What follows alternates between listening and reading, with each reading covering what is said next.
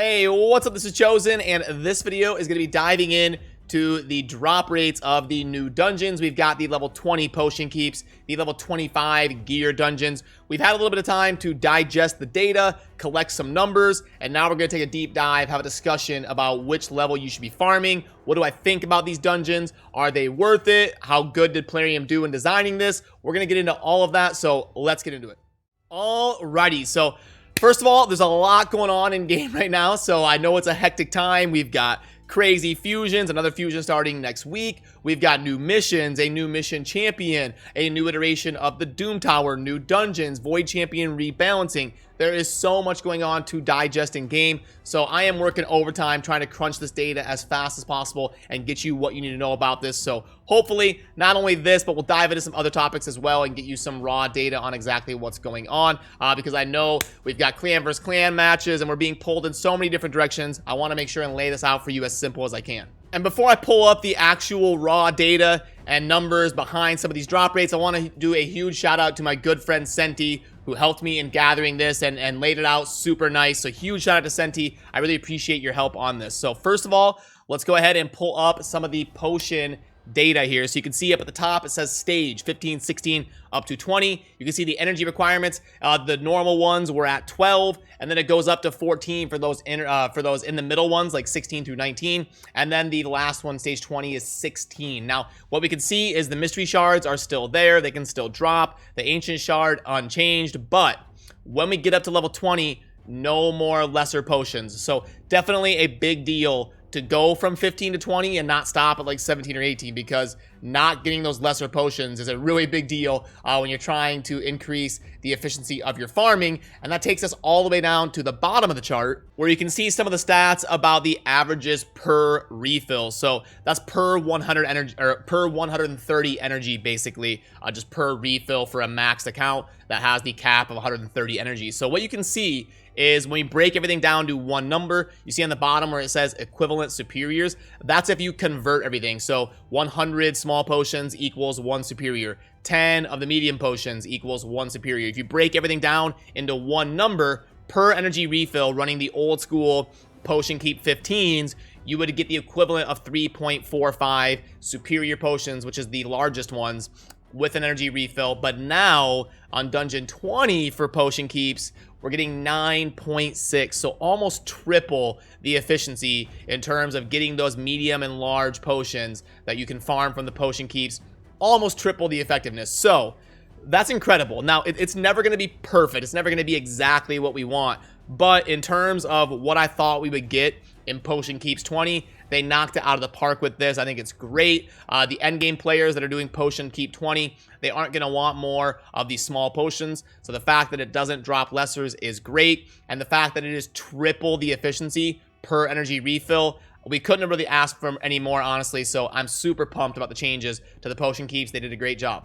But unfortunately, we have to transition away from that and put this away, then move into the drop rates for the gear dungeons, which is going to be kind of the opposite side of that coin. So again, same type of chart you can see up here with the energy 20 up to 25. The middle stages 21 through 24 are that tick up, just 2 more energy, and then we get the next bump of 20 up at the max level of 25.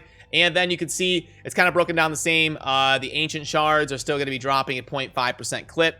But I think, again, the best part to look at is going to be the bottom, the averages per refill, per 130 energy, basically. And we start to notice some interesting things. So what you see here is that stage 20 is probably still going to be best if you're just wanting like a general like place to farm for progression, especially during tournaments and events. You can see there the 144 tournament points, 98 event points is better than stage 25. So also the silver, 564,000 versus 496. So if you're looking for kind of the general place to farm, especially during tournaments and events, stage 20 might still be the place to stick, unfortunately. So not going to be getting like a better bump, or at least enough of a bump to justify after the energy cost. And this doesn't even take into account the difficulty and the time sink cost. This is just the per energy refill. But when we compare the actual gear, you can see that it is significantly better going from 20 to 25.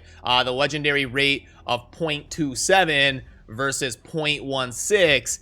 That's a lot more 6-star legendaries over the course of a few months that you're going to be farming with all those energy refills, especially if you're a person that spends money on raid. Maybe you're grinding dungeons overnight. You will definitely get a lot more 6-star legendaries, and that will stack up over the course of a few months if you're doing 25 instead of 20. But an interesting thing is that if you look at stage 24, you actually get more 6-star epic and legendary, even more than stage 25, because we're getting that extra 2 energy per run that we're saving. So it makes the numbers skew a little bit towards stage 24, keeping up with stage 20. Now, the legendaries are basically the same.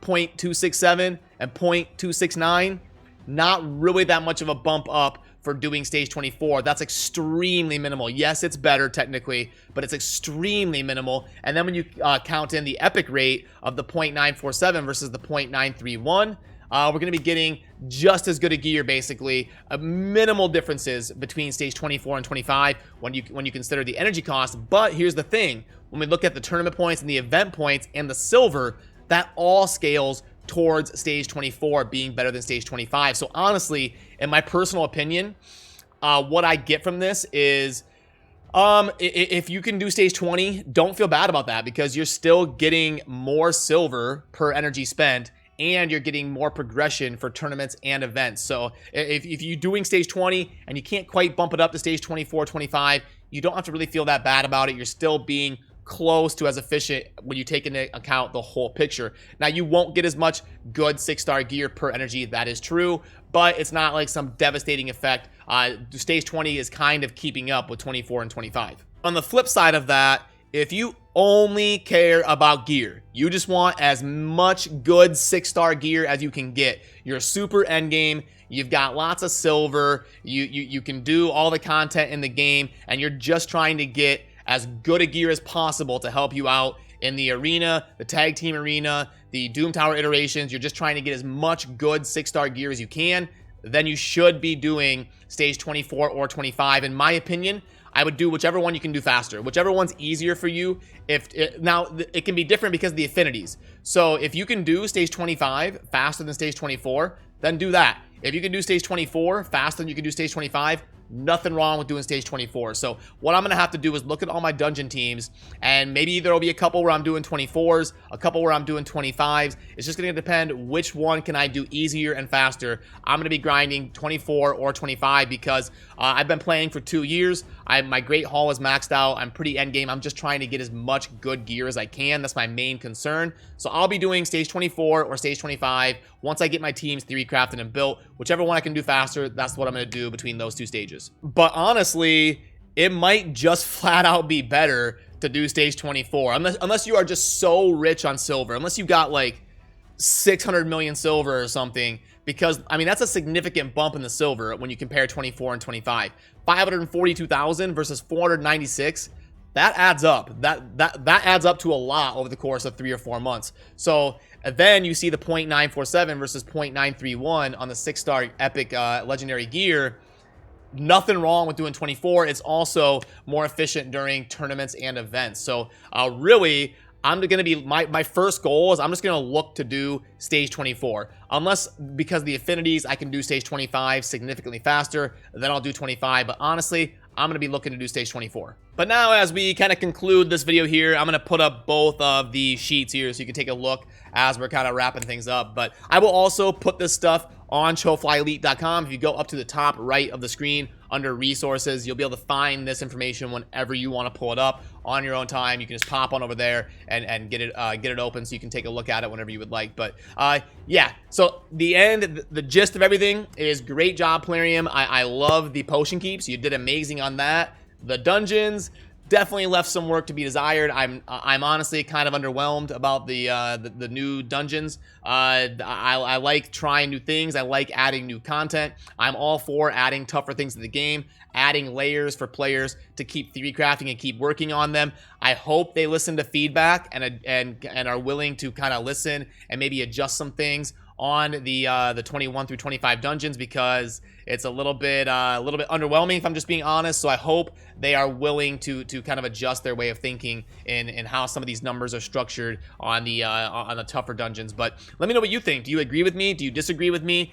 Do you like how they did it? Do you like, what's your opinion on this? I really enjoy reading through the comment sections and hearing what you have to say as well, so that I can kind of learn from the viewers and the community in terms of what they like, because we do try to communicate this feedback to Plarium as often as possible. We do talk to them and try to make the game better and let them know what the community is thinking. So anyway, that'll do it for this one. As always, thank you for watching. Have a good rest of your day. Peace.